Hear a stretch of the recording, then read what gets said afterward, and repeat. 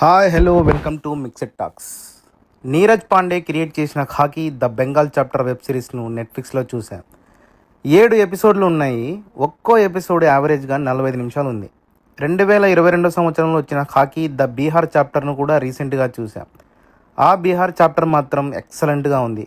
ఖాకీ the Bihar చాప్టర్కు నా rating 3.25. అంటే మీరే అర్థం చేసుకోండి వెబ్ సిరీస్ ఎలా ఉందో.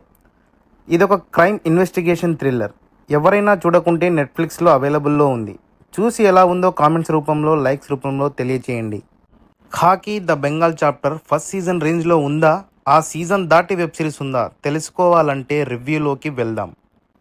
ఇక Khakee the Bengal chapter web series రివ్యూలోకి వెళ్లే ముందు మా రివ్యూస్ మీకు నచ్చినట్లయితే లైక్ చేసి, షేర్ చేసి ఛానల్ని సబ్స్క్రైబ్ చేసుకోండి. ఇక వెబ్ సిరీస్ కథ విషయానికి వస్తే ఈ వెబ్ సిరీస్ కోల్కతా బేస్డ్గా 2000స్లో సాగిపోతుంది. భాగా అనే ఒక గ్యాంగ్స్టర్ ఉంటాడు. అతనికి ఇద్దరు లెఫ్ట్ అండ్ రైట్ హ్యాండ్ లాగా సాగోర్ మరియు రంజిత్ ఉంటారు. వారు కొన్ని చట్ట వ్యతిరేక పనులు చేస్తూ ఉంటారు. అతనికి గవర్నమెంట్లో ఉన్న వరుణ్ రాయ్ సపోర్ట్ చేస్తాడు.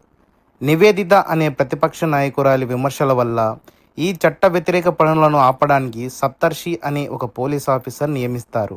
అయితే ఆ పోలీస్ ఆఫీసర్ని చంపుతారు. తర్వాత పోలీస్ ఆఫీసర్గా అర్జున్ మైత్రను నియమిస్తారు.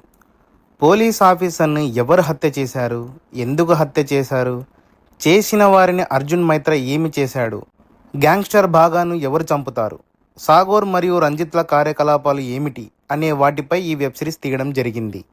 వెబ్ సిరీస్ మొత్తం చూశాక ఓకే బాగానే ఉందనిపించింది.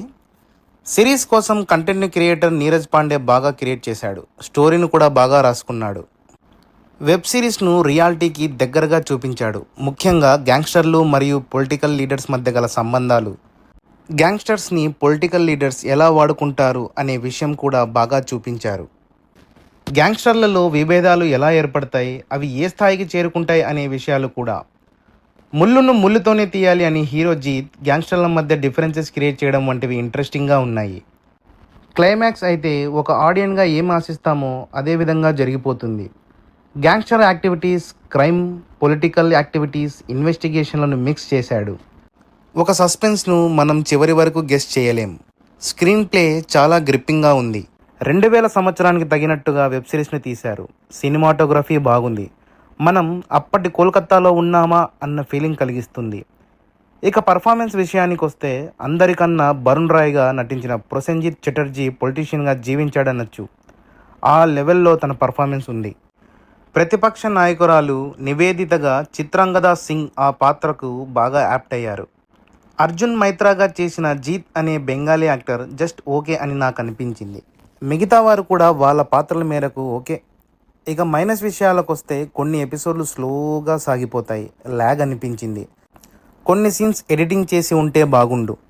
జీత్కు అతని భార్యకి మధ్య సీన్స్, అలాగే చిత్రాంగదకు ఆమె లవర్కు మధ్య గల సీన్స్ వెబ్ సిరీస్కు అనవసరం. కొన్ని ట్విస్ట్లను ముందుగానే ఊహించవచ్చు. ఈ వెబ్ సిరీస్కు నా రేటింగ్ 3. ఇన్వెస్టిగేషన్ను ఇంకా స్కోప్ ఇస్తే బాగుండు. స్క్రీన్ ప్లే టైట్గా ఉంటే ఇంకా మంచి హిట్ అయ్యేది. ఇల్లీగల్ యాక్టివిటీస్ గురించి కొన్ని సీన్స్ క్రియేట్ చేసి ఉంటే బాగుండని నాకు అనిపించింది.